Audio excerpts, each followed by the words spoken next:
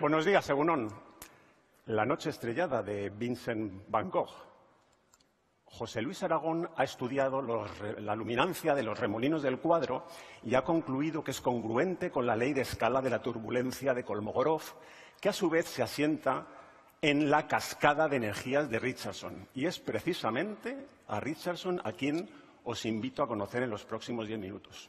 Lewis Fry Richardson nació en Reino Unido en 1881 en el seno de una familia de cuáqueros, una comunidad religiosa que defiende a ultranza la honestidad, la justicia, el pacifismo y la vida sencilla, valores que dicen podrían promover las vocaciones científicas, porque también fueron cuáqueros John Dalton, el de la teoría atómica, Arthur Eddington, que obtuvo la primera evidencia experimental de la relatividad, también Joseph Lister, que perfeccionó el microscopio óptico, y entre otros Jocelyn Bell Barnell, descubridora de los púlsares de radio, el Nobel Jazz y eso.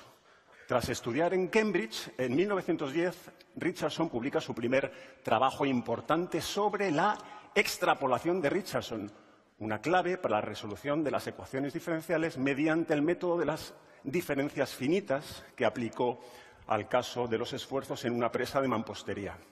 En 1913 es nombrado superintendente de un observatorio de la Oficina Meteorológica Británica, donde se empieza a interesar por la predicción meteorológica usando métodos numéricos.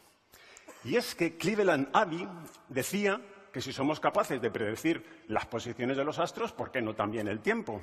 Había montado un sistema por el que los telegrafistas le pasaban datos diarios de meteo, Antonio, incluyendo el color del cielo, y con esos datos y su intuición y patrones previos, bueno, pues era capaz de hacer predicciones muy crudas.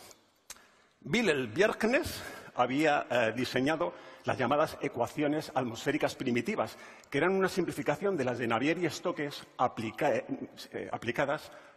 en primer orden para la atmósfera.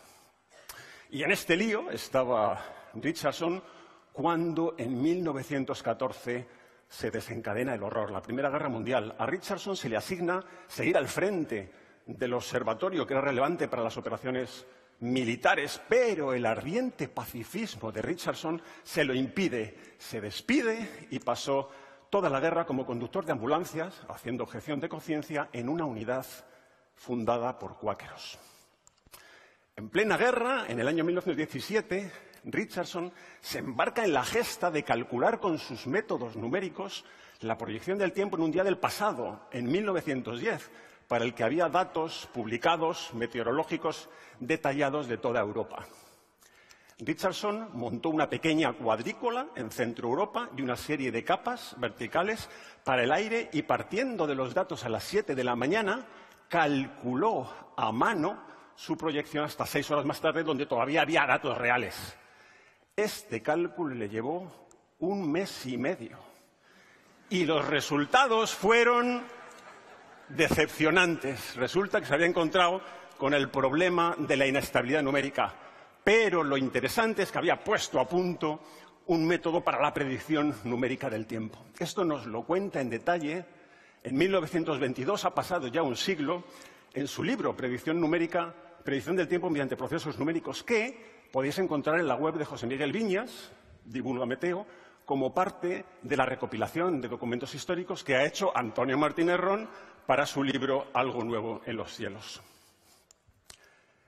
Al acabar la guerra, Richardson vuelve a la oficina meteorológica y se interesa por el fenómeno de la turbulencia, posiblemente el problema de física clásica abierto más interesante, todavía no resuelto a día de hoy. Cuando me encuentre con Dios, le voy a hacer 2 preguntas. ¿Por qué la relatividad es tan complicada y cómo se explica la turbulencia? Tengo cierta confianza en que Dios será capaz de responder a la primera pregunta. Esta cita se atribuye a Werner Heisenberg, el de la mecánica cuántica. La catedrática de aeronáutica en Caltech, Beverly McKeown, dice que no somos capaces de saber cómo surge el flujo turbulento, pero al menos lo reconocemos cuando lo vemos. En una pieza de su blog, Francis Villatoro explica que la turbulencia para él es una especie de caos espacio-temporal en el seno de un fluido. Richardson escudriñó los estudios sobre el movimiento del agua de Leonardo da Vinci e hizo experimentos en flujo turbulento a múltiples escalas, partiendo del humo de una cerilla, luego fuegos más grandes, la dispersión de las semillas de cardo y de diente de león, hasta la formación de los grandes cúmulos de nubes. Y fue capaz de caracterizar la turbulencia en el llamado número de Richardson, además de dar con la ley de escala de los 4/3. Pero la gran idea de Richardson en turbulencia es que la energía de los remolinos, la energía cinética de los remolinos grandes se transfiere a remolinos más pequeños. Y así sucesivamente, hasta que esta energía se pierde en forma de calor debido a la viscosidad del fluido. Es la llamada cascada de energías de Richardson. Él mismo lo expone así con un delicioso verso.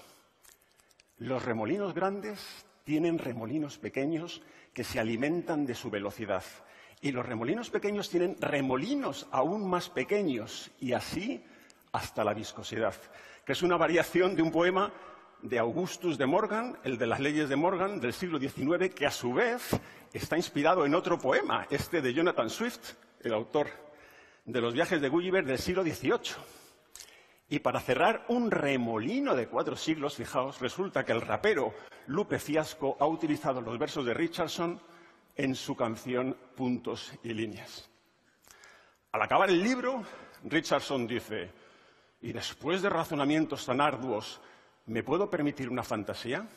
Y describe lo que se ha venido a llamar la fábrica de pronósticos, un gran teatro esférico ilustrado con un mapamundi y una rejilla donde detrás de cada celda una calculadora humana calcula la evolución del tiempo en esa zona. En el patio tenemos al director de la orquesta meteorológica que proyecta un rayo de luz roja sobre la zona que va más rápida y un azul sobre la que se está quedando más retrasada. Si miramos abajo encontramos a Charles Babbage, el de la máquina analítica, a John Napier, el de los logaritmos, y a Blaise Pascal, que entre otras muchas cosas hizo la Pascalina, una de las primeras calculadoras funcionales. En esta esquina está la llamada sala de la aritmética, donde encontramos a William Thomson, Sir Kelvin, el de las leyes de la termodinámica. Tenemos también a Ada Lovelace, la primera persona programadora. Y finalmente a George Boole, el de la lógica booleana. En 1950 se utilizó un ordenador ENIAC para post-predecir el tiempo, bien, esta vez sí. Lo hizo el matemático John von Neumann y un equipo de programadores liderados por su mujer, Clara Dann. Y 5 años más tarde, Bert Bolin era capaz de predecir el tiempo mediante procesos numéricos. La arquitectura en rejilla, las diferencias finitas y los cálculos en paralelo son, junto a las técnicas espectrales, clave en la predicción meteorológica moderna, utilizando superordenadores como este, el CIRRUS, de la Agencia Estatal de Meteorología de España. Pero volvamos un momento atrás, a 1920, año en el que la Oficina Meteorológica se asimila al Ministerio del Aire y Richardson se despide de nuevo. Pero seguiría trabajando en meteorología hasta que descubre que sus estudios en difusión turbulenta habían sido usados para diseñar armas químicas. Y os imagináis, al bueno de Lewis Fry casi le da un telele, así que destruye todos sus resultados no publicados todavía y jamás volvería a trabajar en meteorología. Pero desarrolla otro sueño. ¿Y si fuese capaz, con mis matemáticas, de modelar las relaciones entre potencias y contribuir así a disminuir las guerras? A esta fantástica gesta dedicó el último tercio de su vida y los resultados los podéis encontrar en estos 2 libros. Estadísticas de las contiendas mortales y armas e inseguridad. Richardson moría en 1953, un año antes del primer pronóstico meteorológico narrado en la BBC. Lewis Fry Richardson estaba convencido de que la ciencia tiene que estar al servicio de la ética. Su idea genial fue aplicar técnicas matemáticas para problemas que se pensaban intratables de esa manera.